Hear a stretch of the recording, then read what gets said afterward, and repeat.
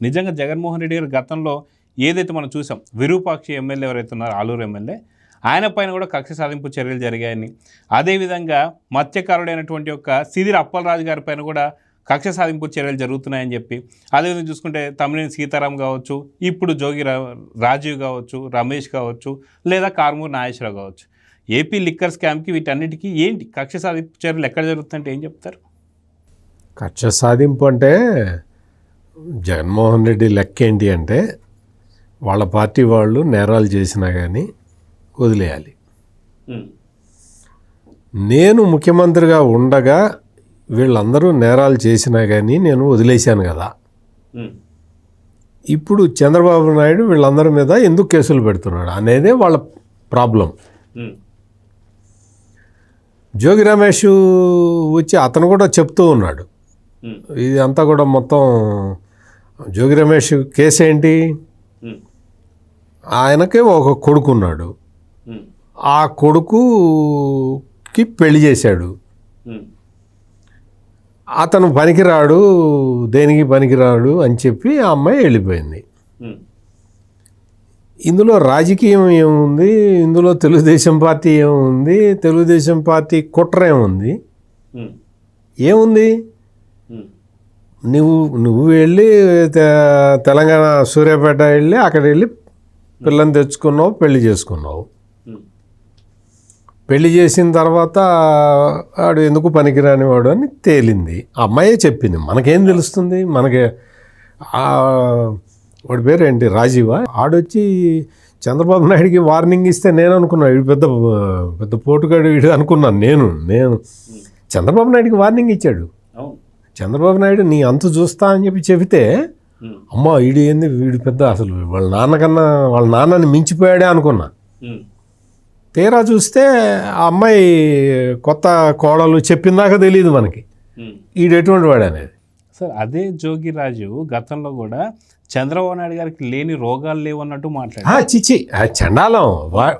ఇప్పుడు అతను ఎంత సంస్కారహీనంగా మాట్లాడితే, అంటే మామూలుగా ఏమనుకుంటాం అంటే వాళ్ళ అయ్యా ట్రైనింగ్ రా ఇది అంటారు. ఎవడైనా ఏమంటాడు? చక్కగా సంస్కారయుతంగా మాట్లాడితే ఎవరు పిల్లాడైనా మంచోడు అంటారు.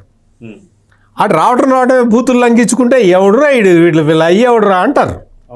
మామూలుగా వీళ్ళ తల్లిదండ్రులు అనేవాళ్ళు ఎవడురా వీడు అయ్యేవాడురా, వీడిని ఎవడరా పెంచింది అంటారు. ఆ టైపులో మాట్లాడాడు ఈ జోగి రాజు. మాట్లాడి అంత చేసిన తర్వాత ఏదో ఈ వైసీపీలో ఉన్న ప్రాబ్లమే అది కదా అని వదిలేశారు అందరూ. తీరా చూస్తే ఆడు పెళ్లి చేసుకొని ఆడు అమ్మాయితో కాపురం చేయలేక అమ్మాయి విడిపోతే తెలుగుదేశం కుట్ర, చంద్రబాబు నాయుడు కక్ష సాధిస్తున్నాడు అంటాడు. ఇవాళ జోగి రమేష్ ప్రెస్ కాన్ఫరెన్స్ పెట్టి ఆవేశంతో ఊగిపోతున్నాడు. మా ఆవిడ బైబిల్ చదువుకోవటం తప్ప అంటున్నాడు. మీ ఆవిడ బైబిల్ చదువుకోవటం తప్పు కాదు, కానీ మరి మీ ఆవిడని వేసుకొని నువ్వు వచ్చి కనకదుర్గ టెంపుల్ దగ్గర దీపం ఎందుకు ఆరిపోయావు? నువ్వు ఇంట్లో బైబిల్ చదువుకుంటున్నావు, చదువుకో. నువ్వు ఇంట్లో బైబిల్ చదువుకోవటానికి ఎవ్వడికి అభ్యంతరం లేదు. నువ్వు చిన్నప్పటి నుంచి చదువుతున్నావా? లేదు, జగన్మోహన్ రెడ్డి నీకు మంత్రి పదవి ఇవ్వాలని, నీకు కన్వర్ట్ అయితే తప్ప జగన్మోహన్ రెడ్డి నీకు మంత్రి పదవి ఇవ్వడని తెలుసుకొని నువ్వు కన్వర్ట్ అయ్యావా? ఈ విషయాలన్నీ మాకనవసరం. నువ్వు కన్వర్ట్గా నువ్వు ఎక్కడన్నా ఉండు, ఏదైనా చేసుకో, మాకు సంబంధం లేదు. మాకు నువ్వు వ్యక్తిగతంగా మీ ఆవిడ బైబుల్ చదివితే నువ్వు కూడా ఉంటావు కదా, పక్కన ఉండవా? మీరు ఎప్పుడు కన్వర్ట్ అయ్యారు, మంత్రి పదవి కోసం కన్వర్ట్ అయ్యారా అని కూడా నేను అడగను, నాకు సంబంధం లేదు. నువ్వు కన్వర్ట్ అయ్యావు కదా, దుర్గా గుడి దగ్గరికి వచ్చి దీపం డ్రామా ఎందుకు చేసావు?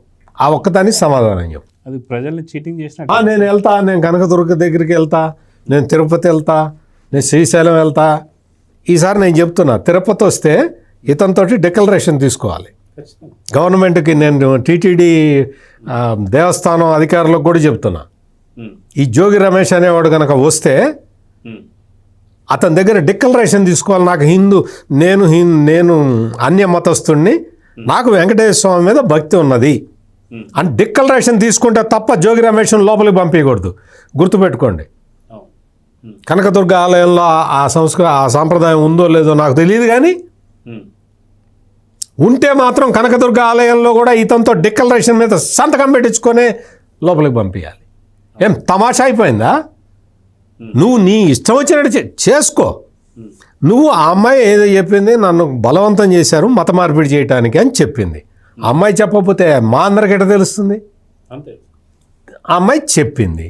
నువ్వు ఎవరిని ఆక్షేపించాలి? ఆ అమ్మాయితో మాట్లాడుకో.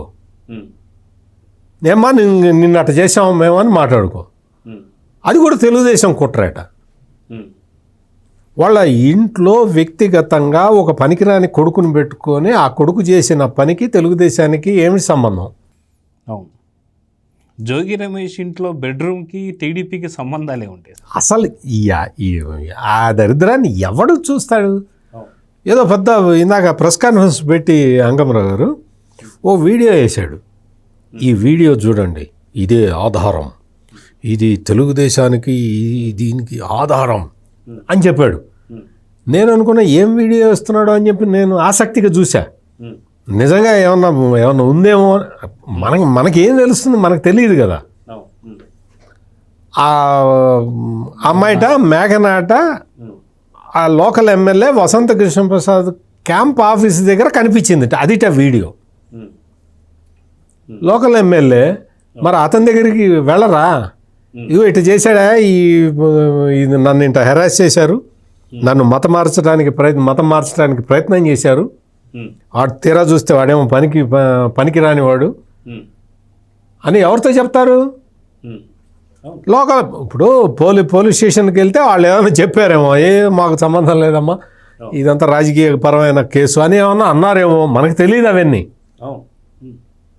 లోకల్ ఎమ్మెల్యే దగ్గరికి వెళ్ళి అయ్యా పోలీసులకు చెప్పండి, కేసు పెట్టమని చెప్పండి, వీడు పనికిరాని వాడు నన్ను వేధించాడు, ఆ రాజీవ్ వాళ్ళ అమ్మ నాన్న నన్ను మత మార్పిడి చేయడానికి ప్రయత్నం చేశారని చెప్పుకుంది లోకల్ ఎమ్మెల్యేకి. చెప్పుకుందో లేదో తెలియదు, బయట కనిపించింది అమ్మాయి. ఏంటి తప్పు దానికి? నువ్వు తెలుగుదేశం వెనకుండి మొత్తం నీ సూర్యాపేట వెళ్ళి సంబంధం కుదిరిచ్చింది కూడా తెలుగుదేశమేనా? రాజుకి ఒంట్లో ఉన్నటువంటి ఆరోగ్య సమస్యలకి వసంత కృష్ణప్రసాద్ దగ్గర ఏమన్నా కారణం అవుతారా సార్? ఆయన దగ్గర పోతే ఏమవుతుంది? అసలు ఇప్పుడు ఆరోగ్య సమస్యలు ఏం లేవు, దుఃఖలాగా ఉన్నాడు, ఆడి పనికిరాడు. అదే సార్, అదే వర్క్ పనికిరాడు అంతే తప్ప వాడికి ఏం ఆరోగ్య సమస్యలు ఏం లేవు. నీకు ఏదైనా ఇప్పుడు ఈ కారుమూరి నాగేశ్వరరావు ఉన్నాడు కదా, ఈ నాగేశ్వరరావు వచ్చి చెప్తాడు మొత్తం కక్ష సాధిస్తున్నట్ట చంద్రబాబు నాయుడు. 87 కోట్ల రూపాయలు, 87 కోట్లు అతని దగ్గర నుంచి ఎన్ఫోర్స్మెంట్ డైరెక్టరేట్ జప్తు చేసుకుంది. 87 కోట్లు నీవే చంద్రబాబు నాయుడువే? కారుమూరి నాగేశ్వరరావు ఎవరివి? 87 కోట్ల రూపాయలు ఎవరివి? నీవే కాదా? చంద్రబాబు నాయుడువే? ఏం మాట్లాడతావా? నీ దగ్గర డబ్బులు వాళ్ళు ఎన్ఫోర్స్మెంట్ డైరెక్టరేట్ వాళ్ళు ఎత్తుకుపోయారు. నీ కొడుకుని అరెస్ట్ చేశారు, ఇంత ముందర నిన్ను అరెస్ట్ చేశారు. అసలు ఇంకొక పెద్ద విషయం ఏంటంటే వీళ్ళు ఏపీ లిక్కర్ స్కామ్లో ట్రాన్స్పోర్టర్లు. వీళ్ళకి ఎంత మిగులుతుందో జగన్మోహన్ రెడ్డి చెప్తున్నాడు.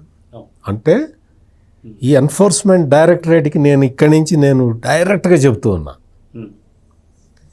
ఈ ట్రాన్స్పోర్ట్ విషయము, ట్రాన్స్పోర్ట్లో ఎంత మిగులుతుందన్న విషయము, ఎంత రేటుకి ఇచ్చారు, ఎంత కొల్లగొట్టారు అనే విషయాలు అన్నీ జగన్మోహన్ రెడ్డికి తెలియకపోతే, జగన్మోహన్ రెడ్డి ఆ కాంట్రాక్ట్ ఇప్పించకపోతే, జగన్మోహన్ రెడ్డి ఆధ్వర్యంలోనే ఆ కాంట్రాక్ట్ జరగకపోతే, జగన్మోహన్ రెడ్డి ఆధ్వర్యంలోనే ఆ లిక్కర్ ట్రాన్స్పోర్ట్ జరిగి ఉండకపోతే జగన్మోహన్ రెడ్డికి ఎట్లా తెలుస్తుంది జిల్లాకు 2 కోట్లు మిగులుతాయని? ఈ పాయింట్ ఎన్ఫోర్స్మెంట్ డైరెక్టరేట్ వాళ్ళు గుర్తుపెట్టుకోవాలి. జగన్మోహన్ రెడ్డి ఎంత మిగులుతుంది అందులో 2 కోట్లు అని చెప్పాడు అంటే మొత్తం తెలుసు, జగన్మోహన్ రెడ్డి తెలుసు. జగన్మోహన్ రెడ్డిని పిలిచి అడగాలి ఎన్ఫోర్స్మెంట్ డైరెక్టరేట్. 175/2 నువ్వు నియోజకవర్గంగా జిల్లా ఏదే. ఇప్పుడు ఏ ట్రాన్స్పోర్ట్లో ఎంత మిగులుతుంది మీకు తెలుసా? మీకెట తెలుస్తుంది? నాకెట తెలుస్తుంది? మీకెట తెలుస్తుంది? జగన్మోహన్ రెడ్డికి తెలిసింది. ఎట తెలిసింది? ఆయన ఇప్పించాడు కాబట్టి కాంట్రాక్ట్. ఈ పాయింట్ ఎన్ఫోర్స్మెంట్ డైరెక్టరేట్ నోట్ చేసుకొని జగన్మోహన్ రెడ్డిని పిలిచి అడగాలి.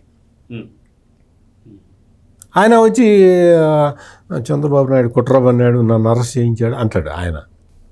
వీళ్ళు అంటే నేననే పాయింట్ ఏంటంటే, నీకు ఈ టోటల్ ప్రాసెస్ అంతా కూడా, ఈ టోటల్ ప్రాసెస్ అంతా జగన్మోహన్ రెడ్డి సెట్ చేశాడు. నీకు వాడు 4% తీసుకొని వాడు మానుకున్నాడంటే, వాడు అంటే పని చేసి పెట్టాడు అంటే, మరి వాడి పరిస్థితి ఏంటి?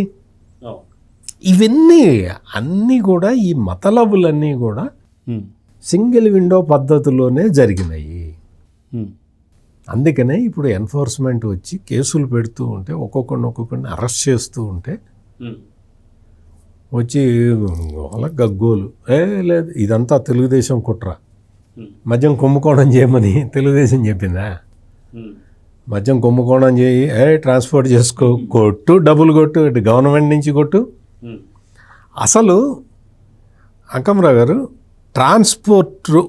ట్రాన్స్పోర్టర్ని మామూలు పరిస్థితుల్లో అయితే అరెస్ట్ చేయాల్సిన అవసరం ఉండకపోవచ్చు. ఇక్కడ మతలబ్ ఏంటంటే, వాడు 100 బాటిల్స్ ఆర్డర్ పెడితే వీళ్ళు 150 బాటిల్స్ పంపించారు. ఈ 50 బాటిల్స్ ఎక్స్ట్రా పంపించిన విషయం బయటికి రాకూడదు. అందుకని మన వాళ్ళు కావాలి ట్రాన్స్పోర్టర్లు, మనమే దాన్ని మేనేజ్ చేయాలి, బయట వేరే వాడికి ఇవ్వకూడదు. 100 బాటిల్సే కదా సార్ ఇండియన్ ఉంది, 150 పెట్టారేంటి లోపల అని వాడు అడుగుతాడు. ఇది అసలు కారణం. అసలు కారణం ఇక్కడ ఉన్నది.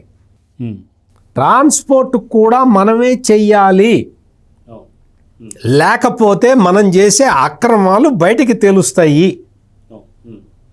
అని చాలా స్పష్టంగా ప్లాన్ చేశారు. కాబట్టే ట్రాన్స్పోర్టర్లను వాళ్ళని పెట్టుకున్నారు. తెలుగుదేశం ఏం చేసింది మధ్యలో?